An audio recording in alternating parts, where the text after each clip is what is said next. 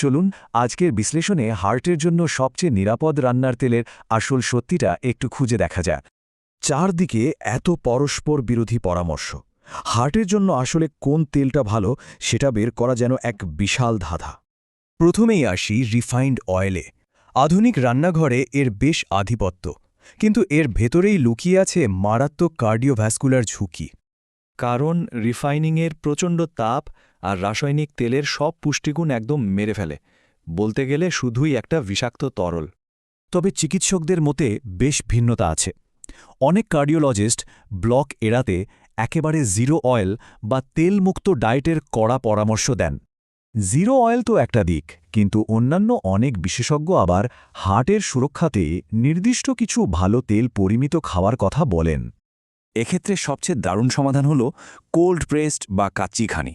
কোনো রাসায়নিক ছাড়াই একদম ঐতিহ্যবাহী উপায়ে এটা তৈরি হয়।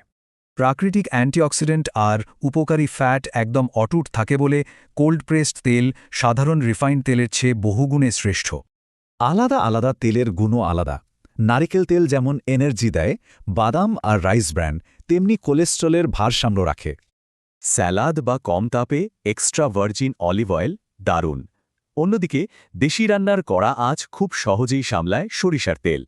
তবে সরিষার তেল নিয়ে একটা বিতর্ক আছে। অনেকের মতে এর ইরুসিক অ্যাসিড কার্ডিওভাস্কুলার সিস্টেমে বাড়তি চাপ ফেলতে পারে। আবার বিপরীত গবেষণাও আছে। দেখা গেছে এর চমৎকার ওমেগা ভারসাম্য এবং অ্যান্টি ইনফ্ল্যামেটরি গুণ হার্টের জন্য ভীষণ উপকারী।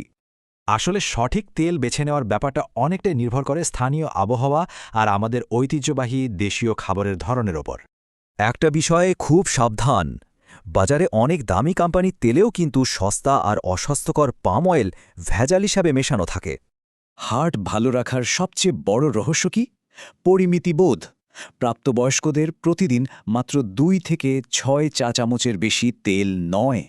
কোনো একটা তেলে কিন্তু সব পুষ্টি থাকে না, তাই প্রতি মাসে রান্নার তেল বদলে বদলে ব্যবহার করাটাই সবচেয়ে বুদ্ধিমানের কাজ। আর যদি ডিপ ফ্রাই করতেই হয়, অতিরিক্ত তাপ সহ্য করার জাদুকরী ক্ষমতার জন্য খাঁটি দেশি ঘি সবচেয়ে নিরাপদ।